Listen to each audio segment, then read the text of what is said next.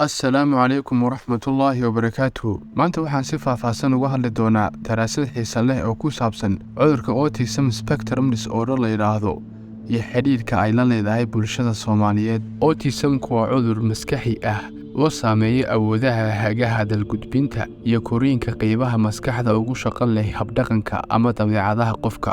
waxaa loo yaqaan spectrum cudurkan sababtoo ah xaaladaha iyo calaamadaha ayaa ah qaar kala leh heerar kala duwan oo dadka qaarkiina wuu ku badan yahay dadka qaarkiina in yar ayuu ka saameeyaa. daraasaddan aynu soo xiganayno maanta waxay ogaatay in xiriir badan oo lama filaan ahi ka dhexeeyo autism-ka iyo carruurta Soomaaliyeed ee Sweden iyo Minnesota ku dhaqan, iyadoo la ogaaday in Soomaalidu 3 jibaar ka badan yihiin nuglaanta cudurkan marka la barbar dhigo bulshada inteeda kale.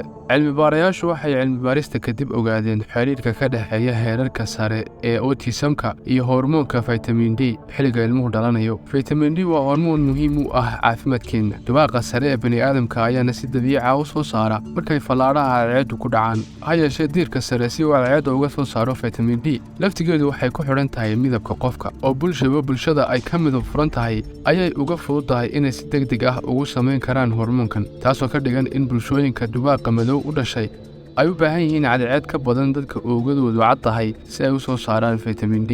midabka dubaaqa oo madow iyo weliba dumarka Soomaaliyeed oo muslimaad xijaabka ilaaliya ah ayaa sababtay inaanay helin cadceed ku filan oo u dhiganta tii waddanka marka la barbar dhigo Sweden ama Minnesota. waxaa xaqiiqo ah oo la ogaaday in ilaa 80% dadka Soomaalida ah ee Sweden ku dhaqani aanay helin vitamin D ku filan. daraasaddu waxay heshay in carruurta Soomaaliyeed ee autism-ka qaba uu hooseeyo vitamin D-goodu waqtiga ay dhalanayaan. sababta vitamin D-gu xilligan muhiimka u yahay ayaa ah iyadoo ka qayb qaadata nidaamka serotonin ee maskaxda. serotonin waa kiimiko jidhku soo saaro oo hawsheedu tahay agaasinka qofka muudkiisa, xiriirkiisa bulsheed ama teedkiisa, dheefshiidka, hurdada iyo xasuusta.